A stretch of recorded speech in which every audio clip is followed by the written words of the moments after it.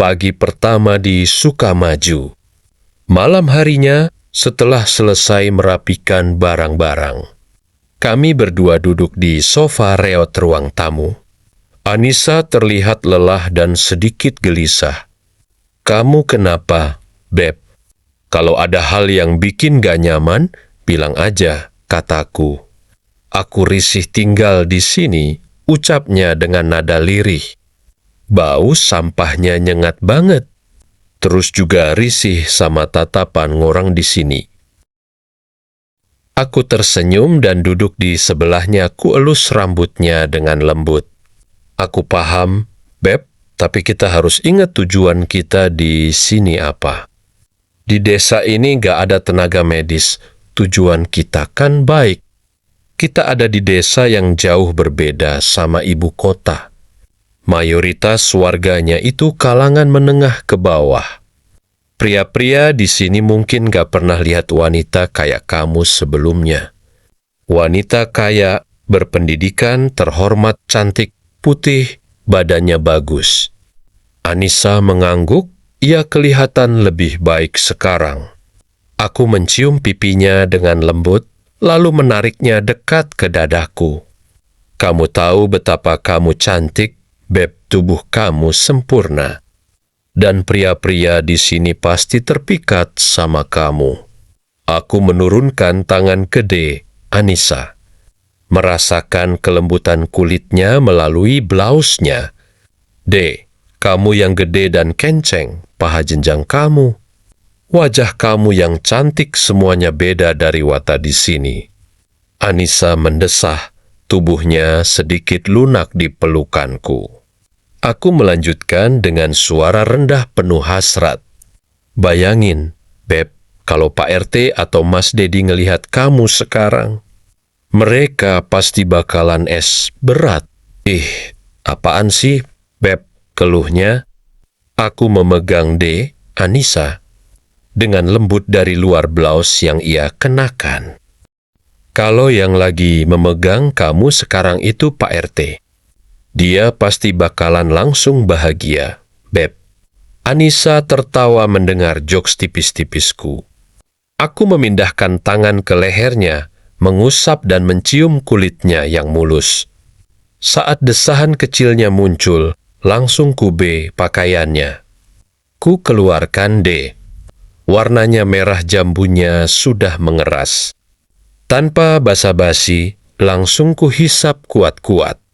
Bayangin lagi, Beb, bayangin muka Dedi sekarang.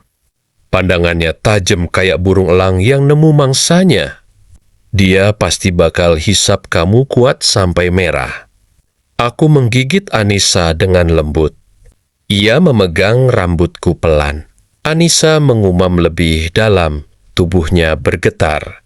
Aku mengangkat Anissa dan membawanya ke ranjang reot di kamar kami.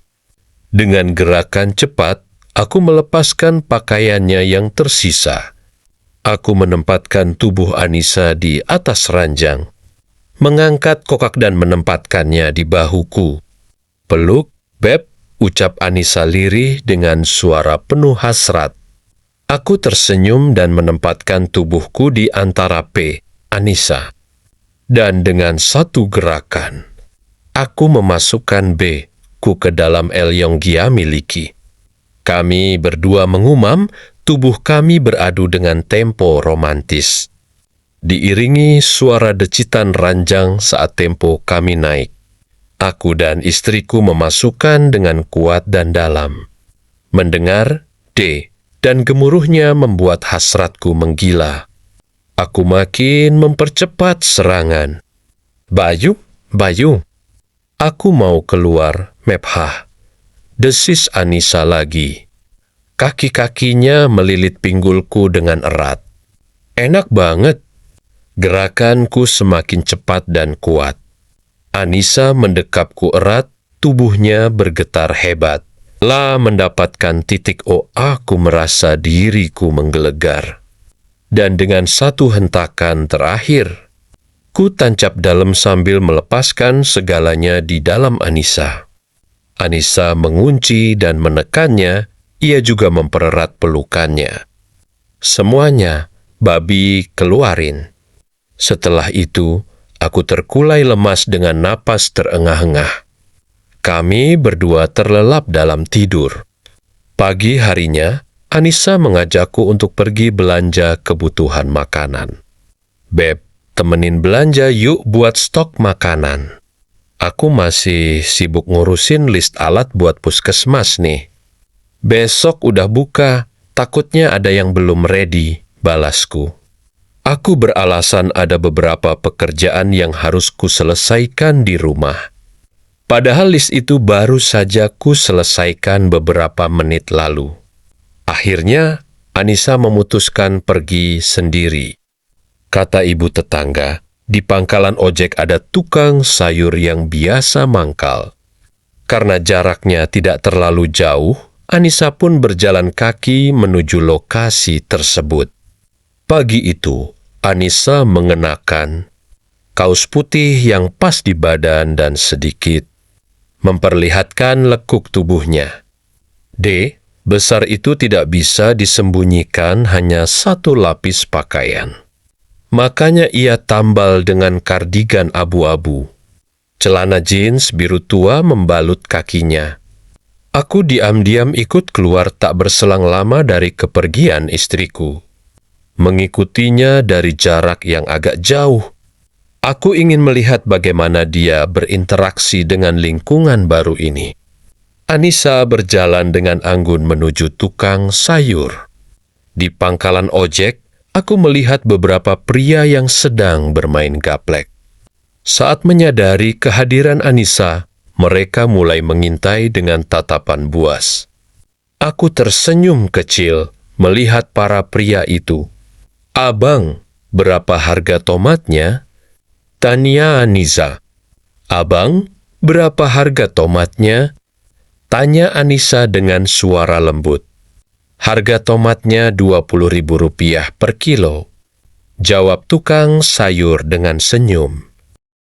Anissa mengangguk dan mulai memilih sur yang ia butuhkan. Dari Kejoong, aku melihat beberapa pria mulai bergerak. 2 orang keluar dari permainan dan berjalan ke arah gerobak sayur. Dari jarak ini, aku bisa mendengar dialog mereka. "Tahu berapaan, Bang?" tanya salah satu pria sambil melirik ke arah istriku. "Nggak jual tahu saya," jawab tukang sayur. "Terus itu apaan?" Bapak tukang sayur itu memicingkan mata. "Mana?" "Ini," pria itu menunjuk Anissa. Aku terdiam menikmati tontonan ini. Anissa masih terlihat tenang, berusaha tidak terpengaruh oleh pelecehan itu. Dia lanjut belanja memilih syur dan mengabaikan pria tersebut. Ekspresinya tidak terlalu terlihat jelas dari jarak ini, tapi sedang ketakutan. Karena pria yang sedang menunjuk itu terlihat seperti preman. Penampilannya urakan dan memiliki banyak tato buram di tubuhnya. Anissa hanya tersenyum canggung menanggapi jokes mereka. Dari gelagatnya, ia terlihat kurang nyaman. "Jadi berapa totalnya, Bang?" Karena tampaknya ia buru menyelesaikan urusannya. Aku pun segera pergi dari posisiku dan berjalan menuju rumah sebelum Anissa. Menyadari keberadaanku. Siang harinya, saat aku sedang duduk sambil menikmati kopi di teras rumah dinas, alias kontrakan petak. Dari arah jalan, seorang pria melangkah memasuki area kontrakan. Aku langsung mengangkat pandang menatap pria gemuk. Dia adalah salah satu pria yang menggoda Anissa pagi tadi di tukang sayur. "Ngopi, Mas," sapaku. "Latte senium." "Sudah, Mas baru aja selesai ngopi-ngopi. Ajak-ajak saya dong. Nanti malam atau besok ikut aja. Mas, sekalian kenalan sama warga lain," balasnya. Kami pun berkenalan. Rumah kontrakan yang kutempati ini menempel dengan 4 rumah lainnya. Pria gemuk ini tinggal persis di sebelah kanan rumah dinas yang kutinggali. Tepatnya menempel dengan kamar. Ia bernama Mang Ujang. Aku juga bilang, kalau aku adalah dokter yang mulai besok bertugas di puskesmas desa. Yang belanja sayur tadi ngomong-ngomong pagi itu istrinya. Mas, soalnya saya baru lihat juga. Aku mengangguk sambil tersenyum. Iya, itu istriku, Anissa namanya. Kenapa ya, Mang Ujang? Pria itu memberiku jempol. Istrinya cantik banget, Pak Dokter. Saya gak bermaksud nguping. Tapi karena dinding rumah saya sama Pak Dokter nempel, jadi saya dengar semua. Dengar apa, Meng? Tani aku. Saya dengar pertempuran Pak Dokter sama istri semalam. Maaf, Dok, tapi suara istri Dokter Cetar membahana. Saya sampai tegang dan bayangin. Sekali lagi maaf, Dok. Aku sedikit terkejut, tetapi juga tersenyum. Maaf ya, kami nggak sengaja ganggu Mang Ujang dan keluarga. Pria itu terkekeh. Ganggu apa, Dok? Saya hidup sebatang kara, sudah cerai sama istri udah lama. Saya sih cuma anggap hiburan aja. Tapi jujur, desahan Bu Dokter kayak yang di film-film hehe. Aku menelan ludah, merasa gairahku juga perlahan bangkit. Oh, B, maaf ya, kami akan berhati-hati nanti. Sering-sering aja, Dok, katanya dengan senyum nakal. Saya sih senang aja dengernya, bikin tegang. Aku ikut terkekeh menimpali candaan tulus berbau nakalnya. Jiwa pamerku memberontak. Rasanya ingin sekali menunjukkan Anissa secara langsung padanya. Saya tinggal ya, Dok. Ok, silakan, balasku. Pria itu masuk ke dalam rumahnya meninggalkanku dengan pikiran yang panas. Aku tersenyum menikmati set. Aku berpikir bagaimana caranya memberikan Rio di desa ini sesuatu